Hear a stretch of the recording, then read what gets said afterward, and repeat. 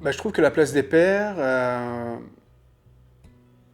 elle devient de plus en plus importante. 5 ans en arrière, je n'aurais pas dit ça. Je le vois juste pendant à l'accouchement, j'existais pas.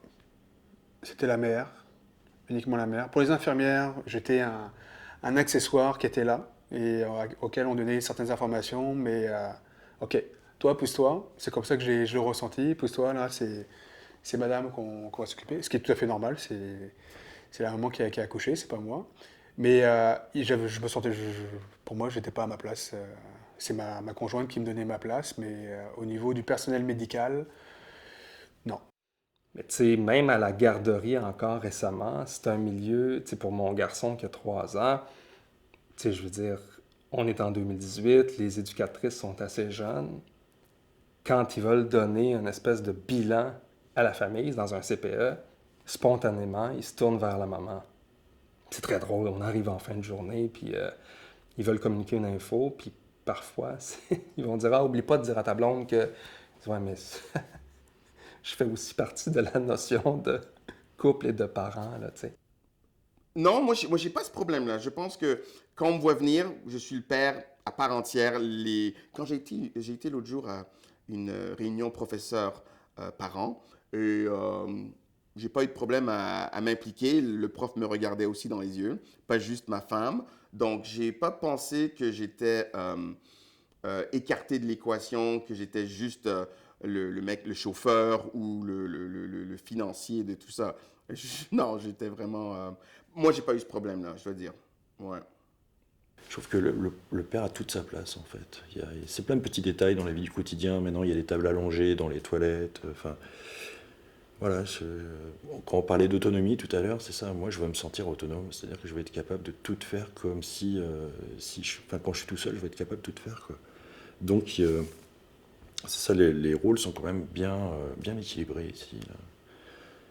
Je compare toujours, mais si je dois comparer avec la Belgique, ici au Québec, on fait quand même plus de choses. Mais c'est vrai que si on pouvait encore aller encore un peu plus loin, je trouve que ce serait pas plus mal en fait pour que le père prenne réellement sa place. Mais s'il y avait une chose que je souhaite qui change, c'est qu'on finisse par avoir un congé de paternité digne de ce nom. En ce moment, c'est de 3 à 5 semaines qui sont consacrées uniquement au papa. C'est sûr qu'il y a un congé parental qui peut être pris par le papa. Mais souvent, les pères que je connais qui ont pris des semaines de congé parental ont eu l'impression chaque fois de voler des semaines à leur blonde.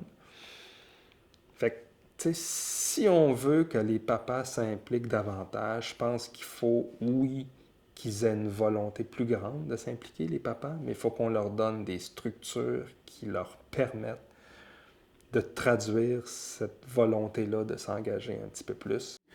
Donc je trouve que la place, on la prend.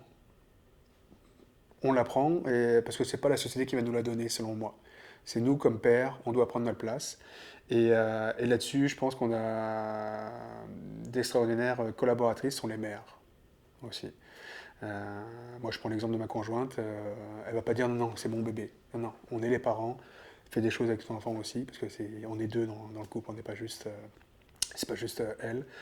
Donc voilà, je dirais qu'on va prendre notre place plutôt qu'on va nous la donner. Puis tant mieux. Si c'est ça si ça va passer comme ça, bah ça se passera comme ça.